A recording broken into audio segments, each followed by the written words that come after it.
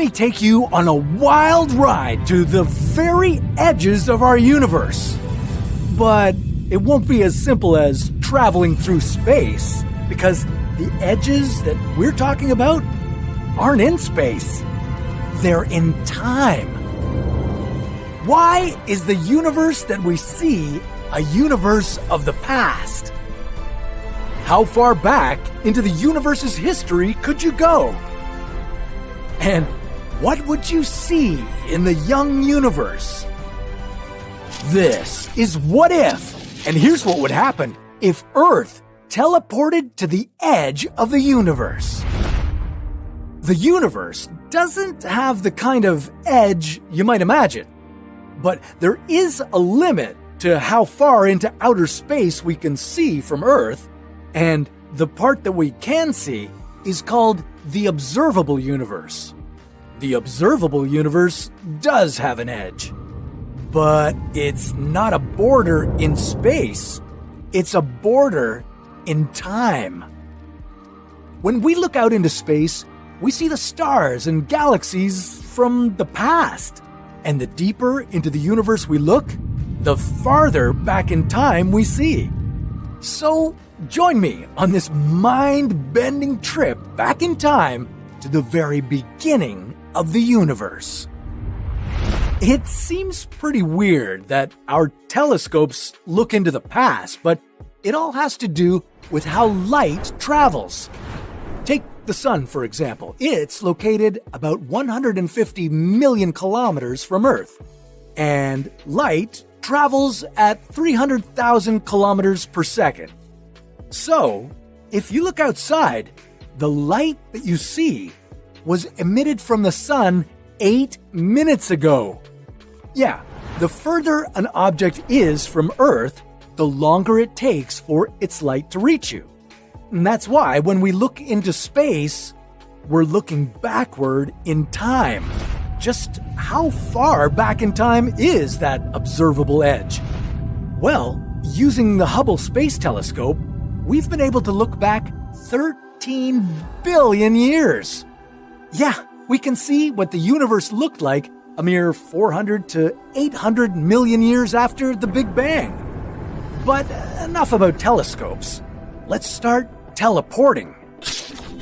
Our first stop would be 19 billion light years away. At this point, the visible universe would be 3 billion years old. The Earth wouldn't exist yet, but stars would be bursting into existence.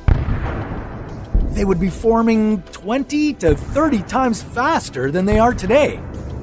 And there would be vast amounts of radiation as active supermassive black holes feasted on the surrounding matter. Okay, next, we teleport to a visible point 27 billion light years away. The universe would be 1 billion years old. Here, fewer stars would be forming.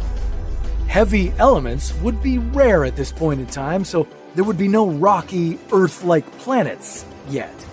Galaxies would be less developed and filled with young stars, and everything would be bathed in a hot, cosmic microwave background.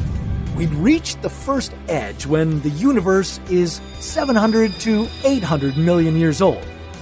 This is called the edge of transparency. At this stage, the universe would be filled with hot, opaque, glowing gas. Only infrared telescopes can see past the edge of transparency.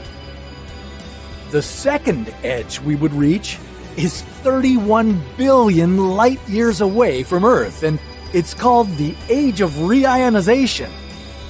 The universe would be 550 million years old. The gas that we encountered before would be gone, and the universe would be mostly transparent. The most distant galaxy ever observed is 32 billion light years from Earth. There, the universe would only be 400 million years old. That is the farthest our telescopes can see, but there are indirect signs that stars formed earlier, giving us a view deeper into space and time. If we teleported to a time when the universe was only 50 to 100 million years old, you'd see the very first stars forming. Before this, the universe was dark. But if we went further back into time, you'd witness another visible edge. At the young age of 3 million years old, the universe would be bathed in radiation so hot you could see it with your naked eye. It would be like a red glow. And the furthest point we'd teleport to would be 46 billion light years away. This would be the last and most significant edge of the universe, the ultra-energetic stage of the Big Bang. We call this an edge because we can't see further than this point, but it's not the physical edge of the universe. So, is there a solid edge out there that you could peek over? No, and here's why. The universe is constantly expanding, but it's not expanding into anything.